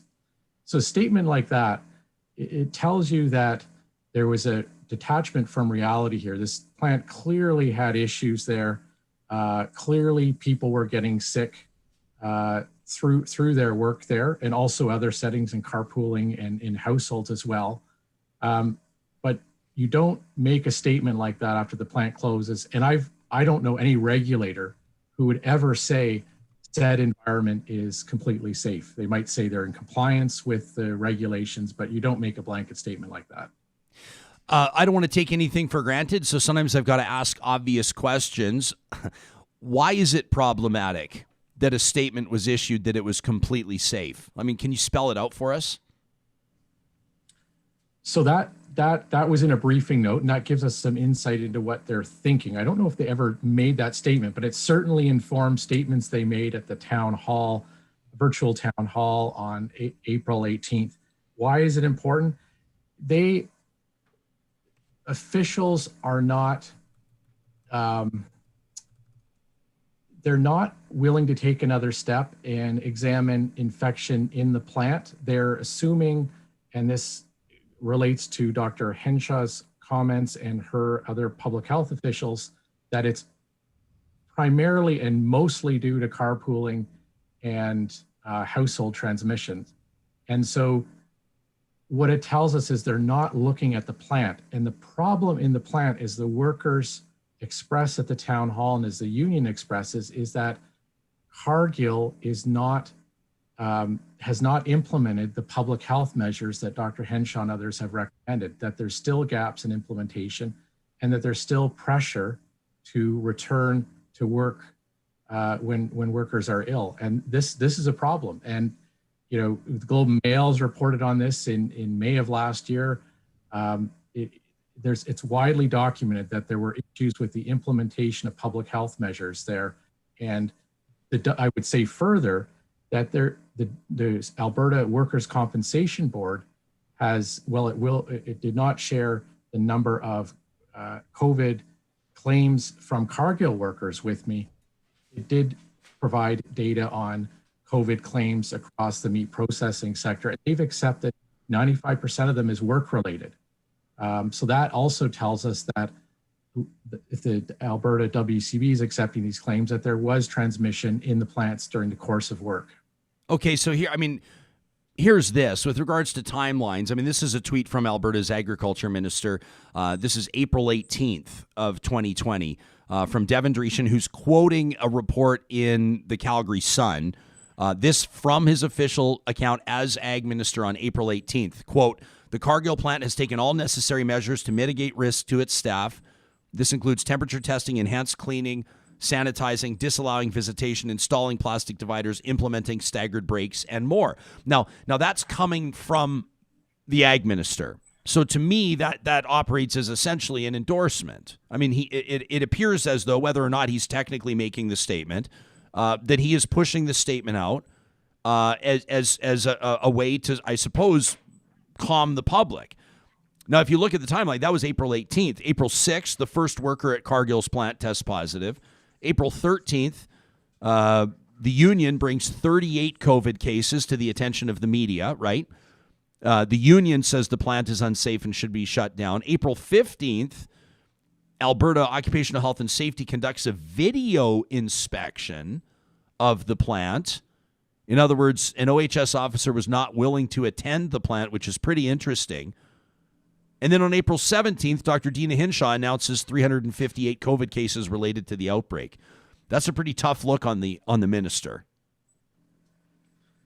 Yeah, and briefly, the Ag Minister, he's, I think advocating for industry, which is he's allowed to do that. That's fine. But other arms of government, in this case, the Ministry of Labor and Immigration, also has responsibilities, and they are to ensure compliance with occupational health and safety legislation. So I don't know the basis for that tweet, but what's problematic is that the arm of government, the Ministry of Labor and Immigration, that's responsible for compliance with OH&S regulations, does the video inspection, but also at the town hall, and this is problematic, says to workers, bring me your complaints and we'll investigate them. There's no commitment to proactive investigations, to making statements that the employer is responsible for health and safety. So it's one thing to say somebody's or to say recommend prevention measures. It's quite another thing to ensure that they're implemented effectively. So ultimately, 3 workers die. Over 950 workers are infected. In January of 2021, the RCMP initiates an investigation under the Criminal Code into Cargill's activities. What do you believe a public inquiry would accomplish? I mean, you've stated on the record that you believe there needs to be one. Why do you think it's important? I've been interviewed probably over 100 times at various OH&S incidents. I've never called for a public inquiry before. They're reserved for, I think, the most serious incidents, and this is, in my judgment, one of them.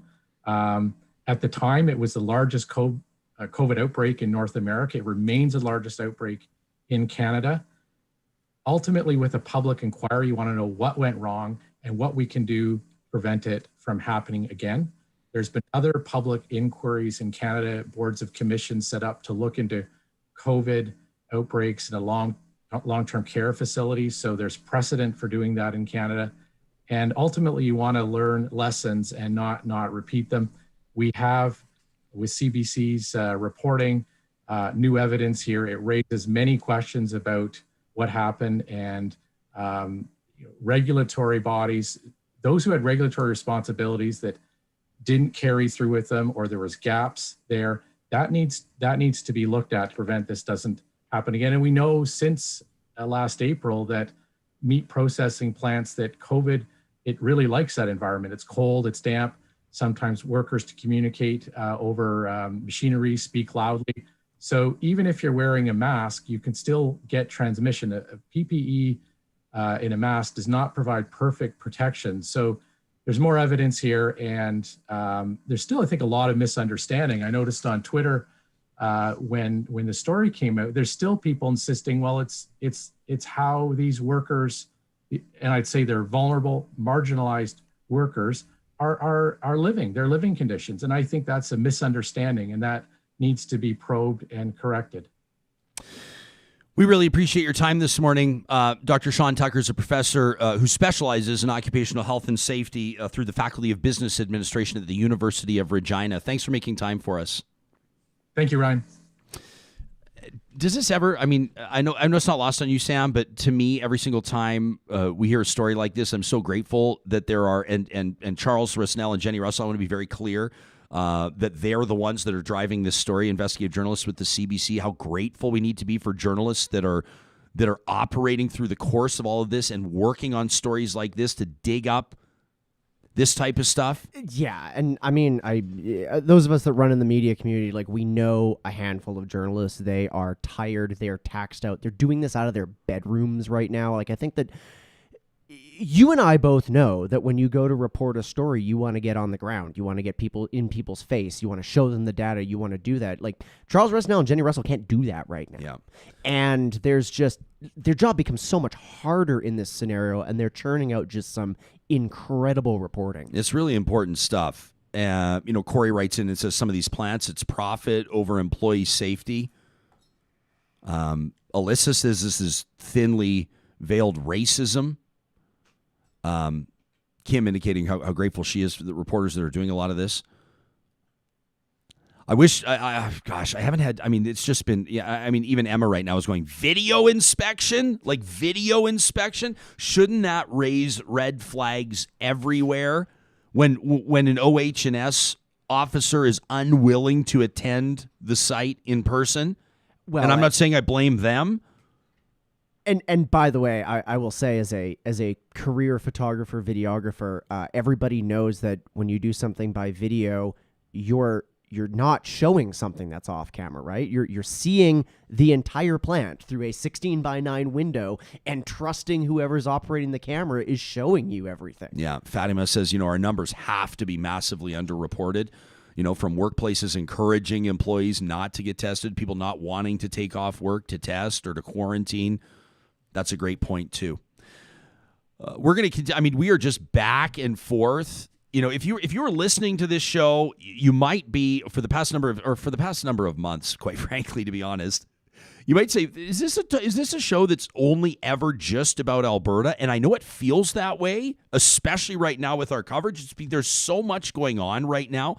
Alberta's news stories are kind of leading the headlines across the country, both due to COVID, no, not exclusively.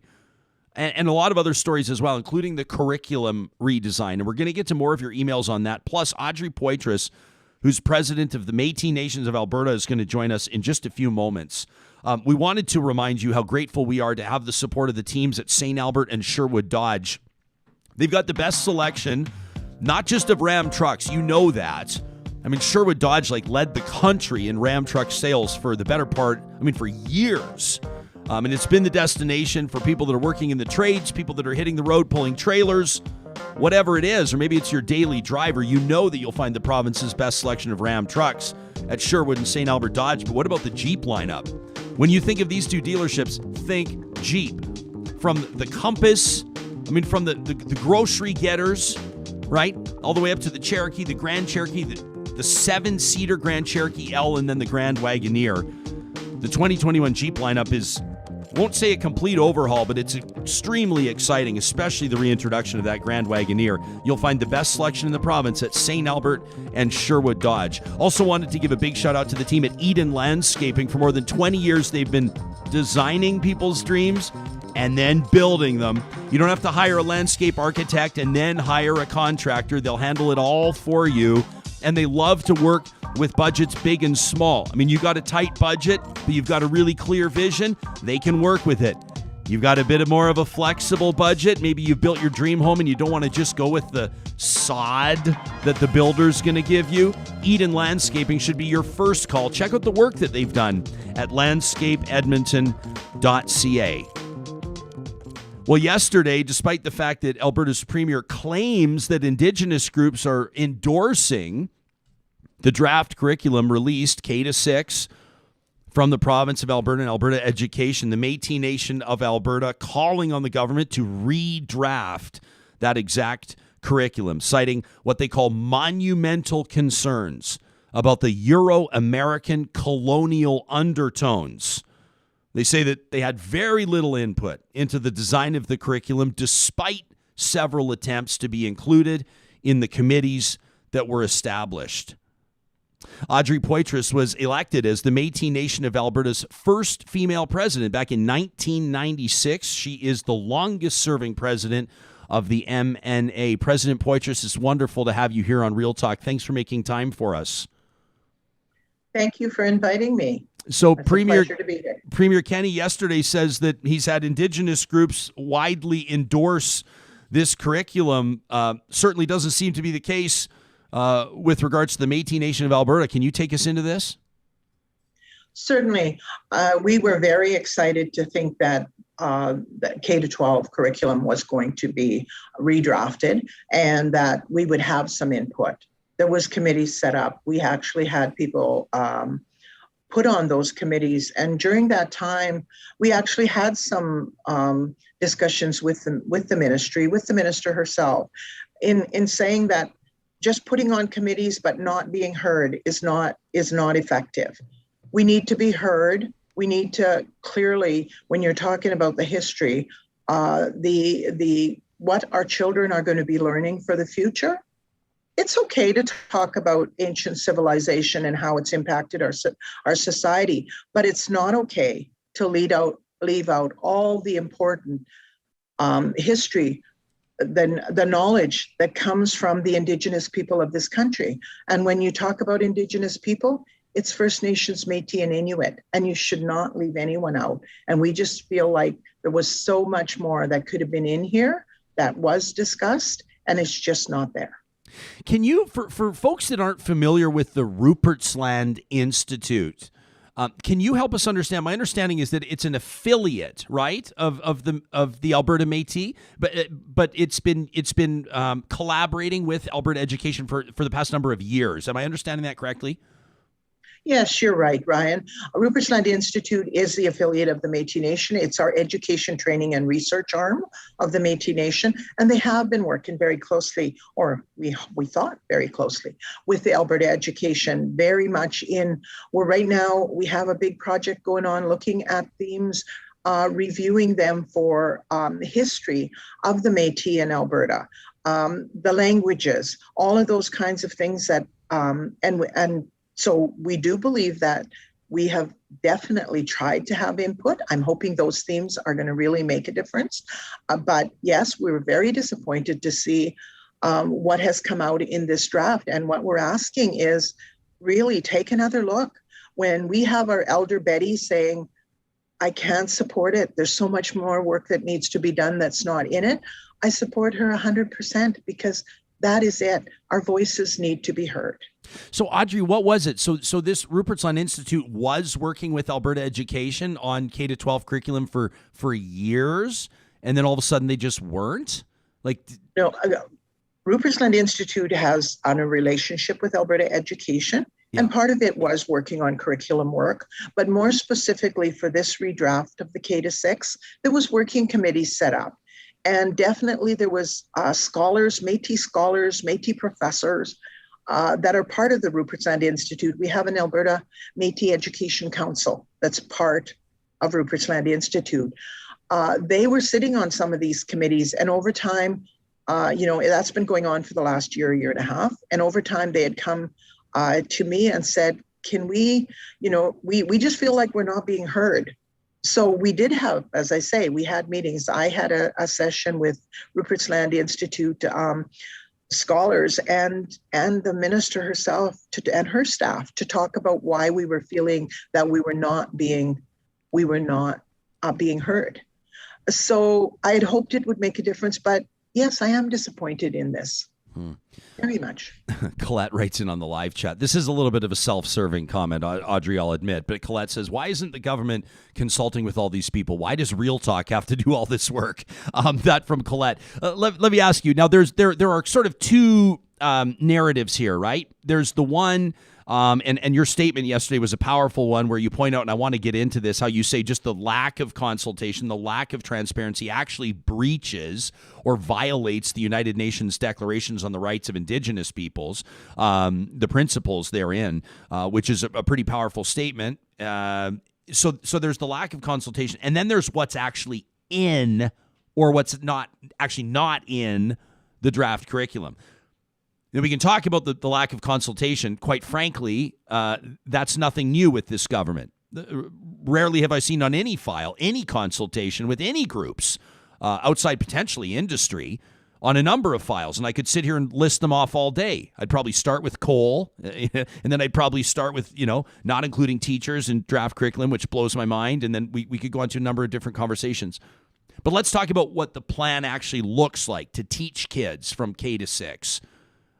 What about that concerns you? I've had a lot of people say that they're concerned about American influence, about Eurocentric perspectives, about the prevalence or the normalizing of Christianity and the othering, people are calling it, of other religions or backgrounds or ethnic backgrounds.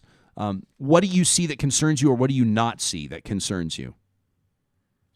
Okay, thanks, Ryan. And I just want to make one comment of, yes, consultation has been a big issue between the Metis Nation of Alberta and the government of Alberta for a long time. We have a consultation policy for the Metis with Canada, but we don't at this point with Alberta, and that's an issue. But on to today's topic, as an example, in grade 5, I believe it is, the curriculum is going to teach people about Indigenous people.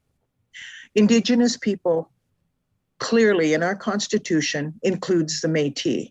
And yet we have comments like it is so often focused on First Nations. And First Nations need to be in there. Don't get me wrong. I'm glad they're in there. They have much history and knowledge that they have to provide as well.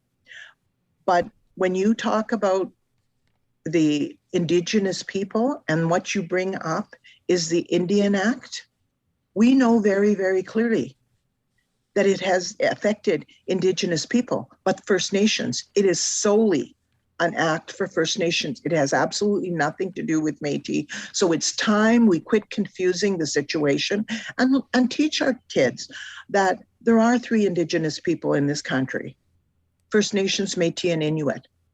And they're all equal and they need to be acknowledged. And if our children learn that in school, I believe there will be a lot less racism and all those other things that we worry about. We talk about the trade, the bartering, the economic situation. Nobody was more involved historically than the Métis in the economic opportunities at that time in this country. And yet there's nothing about us there.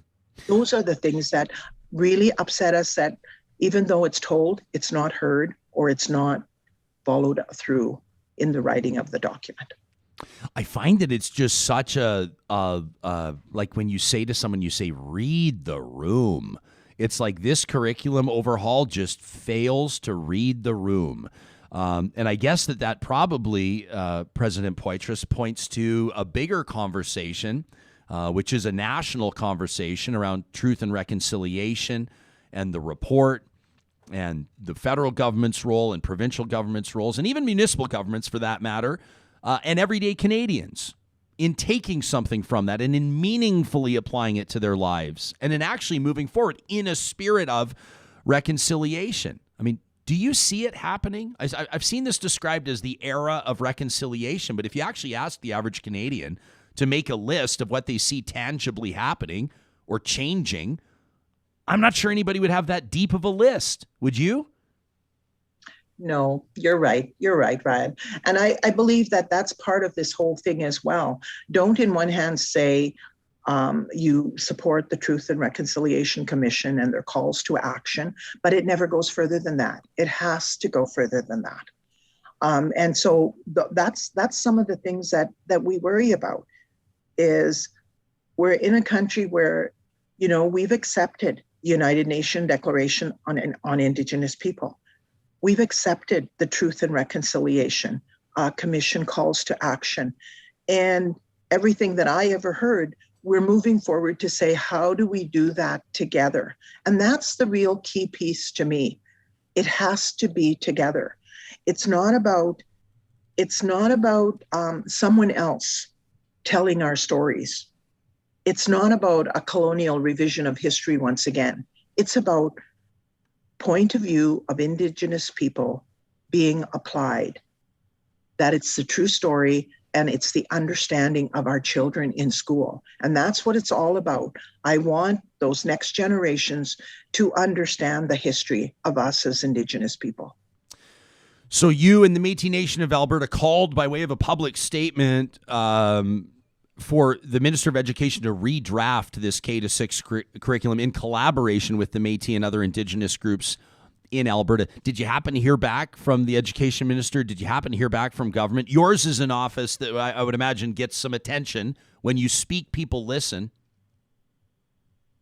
My understanding as of right now is that Rupert's Land Institute has Alberta Education, the senior staff that work with our CEO and education team over there have had a call, and they are going to have a meeting. I did hear from one of the reporters in my last interview of the day yesterday that the minister had indicated that she felt that Métis were involved. And all I'm saying is then I know we had Métis people who were involved in the committees. But once again, what we're seeing is exactly as we talked about a few months ago.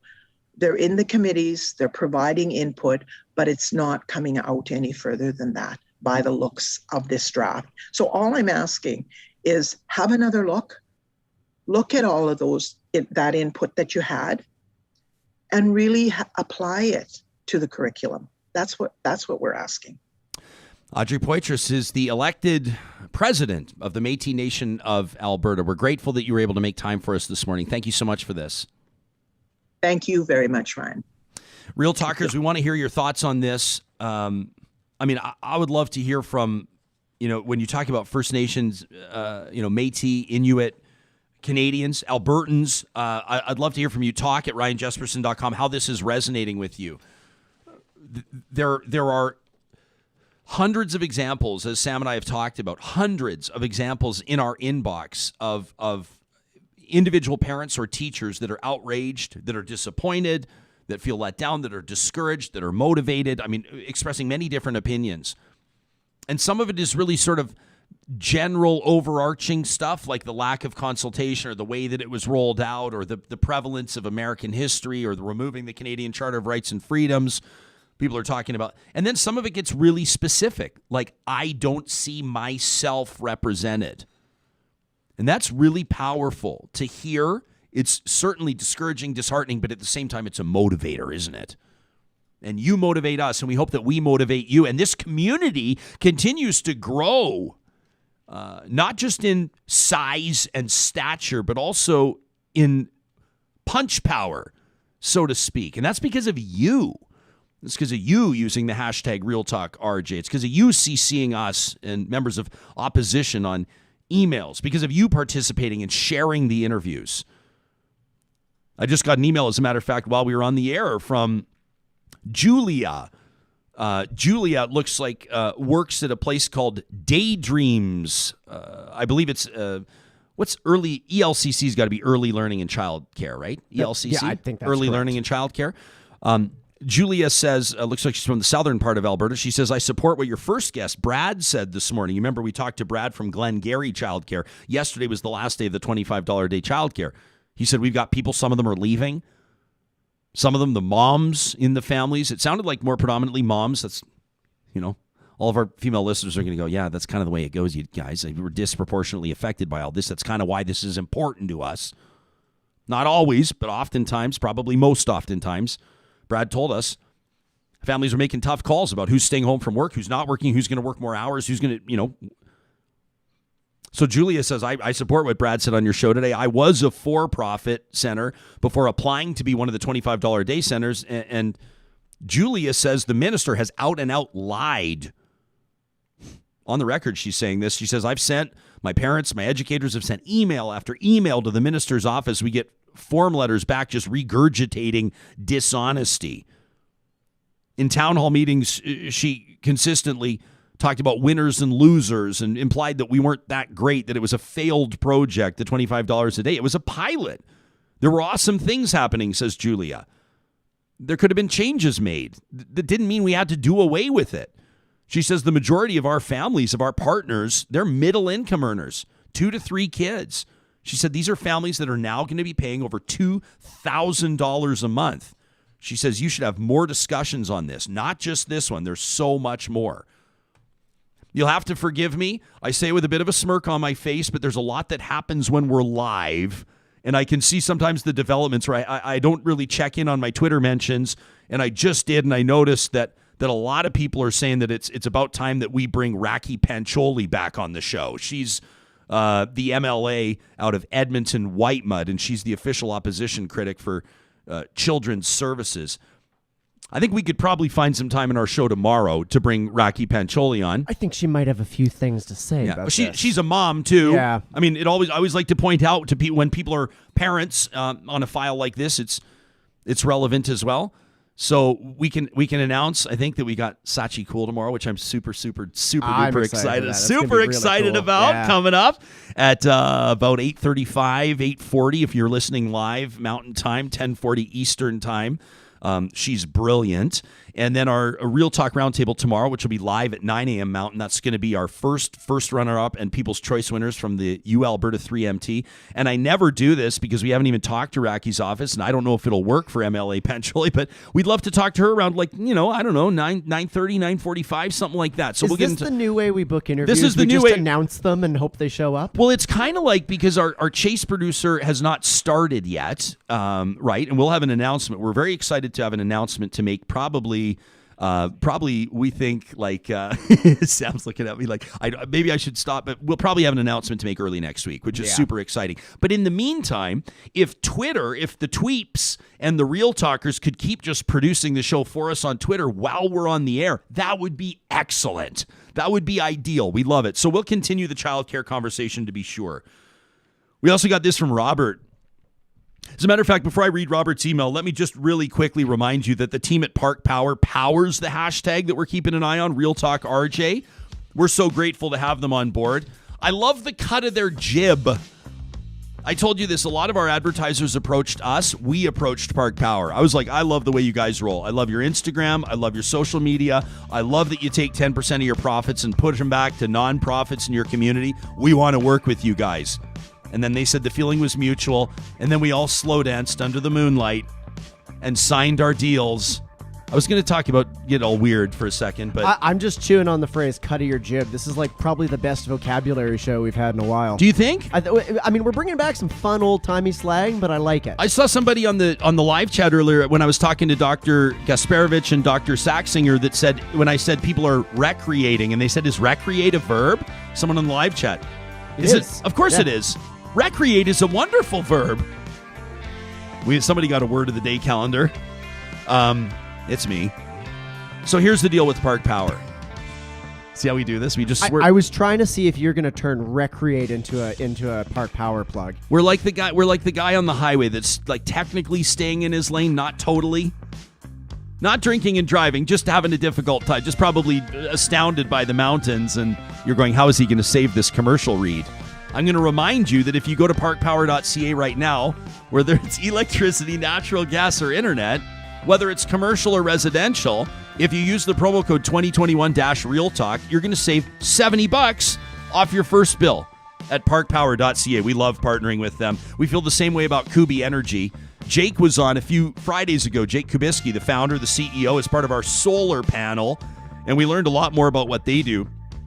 I realized that I had sort of been underserving Kubi Energy in their commercial spots on the show because I always said whether it was commercial or residential, and then he was pointing out they do a ton of industrial work too. I mean, they've got basically Tesla certified installers that are doing small things like people's houses, garden sheds, all the way up to like the Edmonton Convention Center or big, huge installations. If you want to find out if it's a fit for you or not, you're not sure if it prices out, if it makes sense. There's no question they haven't answered. There's nothing they haven't heard. There's no objection that they can't address. They love your questions at kubienergy.ca. And, of course, they present Positive Reflections. Positive Reflections this next week is actually going to be on Wednesday. Sam and I want to let you know that we're going to work tomorrow. We're going to work the Good Friday, and then we're going to take Monday, Tuesday off, and we're going to be back live next Wednesday morning. So we will have a show Friday, which means trash talk tomorrow. We're going to have a nice long Easter weekend with our families Monday, Tuesday, and we'll be back live Wednesday. That'll be Positive Reflections. Love to see the photos of your little one in like the little chick or the little bunny ears that Grandma knit and sent via Canada Post. We'd love to see the videos of your family gathering. We'd love to see that stuff. Positive Reflections is essentially how we start the week off on the right foot. So we'll take your submissions to talk@ryanjesperson.com. Robert wrote us this email to talk@ryanjesperson.com. He said, guys, I'm just curious for your thoughts, your perspective on this. Am I the only one who thinks that maybe this curriculum stuff is kind of more like maybe a stunt or a false flag like we've seen many times with this government? He goes, here's my theory, says Robert. Create something objective to show, right? Sell it to supporters of the party, of the government. As you know, we heard you. We're fighting for you. You know, why can't my kids learn like they used to? And then make changes along the way and then try to sell it to other people as meaningful consultation. Robert says this then becomes the current talking point for like the next month. And people essentially forget all the other disasters, right? So it makes it look like the government's learning and changing its tone. Like he says, you know, another example might be the health minister and the file with the doctors. Distract, distract, distract until vaccines are rolled out, until people get back to things they've missed and try to forget this tire fire of a government before the next election. Or, says Robert, perhaps I suppose that they really are this obtuse. It's also a strong possibility. At this point, I don't think it'll even work. Even if I'm correct, they've scorched too much earth to recover. It just seems like this, and with other unbelievable moves like attacking Bigfoot, that there's an alternative motivation or tactic with this government. This would be in line with what I perceived in American politics over the last 4 years, to simply distract people from what's actually going on. He says, or maybe I'm just overthinking it. That from Robert. I wanted to leave you with that today. That one made me think when I read it yesterday. Make us think, and keep our eyes on the prize. We'll continue to do that exact same thing. As mentioned, tomorrow's going to be a great show. Sachi Cool's going to join us. A great roundtable of innovators and researchers. We're going to learn so much. And then if it works out, I hate to do her like this on the fly and put her on the spot, but Raki Pancholi, if she can do it, we'll talk childcare and more of your emails. Keep them coming. Talk@ryanjesperson.com. Talk soon.